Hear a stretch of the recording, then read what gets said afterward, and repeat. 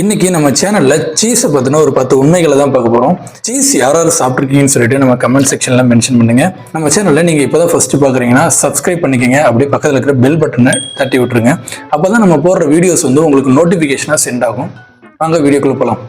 World வைடா calculate பண்ணதுல 2000 வெரைட்டிஸுக்கு மேல சீசஸ் இருக்கிறதா சொல்றாங்க.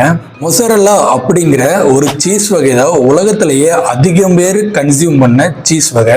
கிரீஸ்ல இருக்கிற ஆவரேஜா ஒரு மனிதன் கன்சியூம் பண்ற சீஸ் 27.3 கிலோகிராம் சீஸை ஒரு மனுஷன் 1 இயருக்கு கன்சியூம் பண்றான்னு சொல்லிட்டு ஆய்வுல கண்டுபிடிச்சிருக்காங்க. நம்ம எல்லாருக்குமே தெரியும் சீஸ் பீஸால யூஸ் பண்றாங்கன்னு.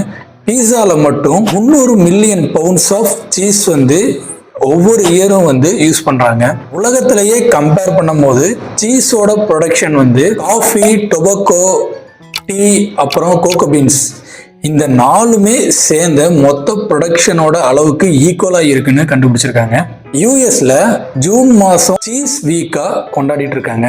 சீஸை உருவாக்குறதுக்கு 10 பவுண்ட்ஸ் ஆஃப் பால் தேவைப்படுது. மொத்த உலகத்திலையும் ஒரு இயருக்கு மட்டும் 20 million tons of cheese production பண்ணிக்கிட்டு இருக்காங்க.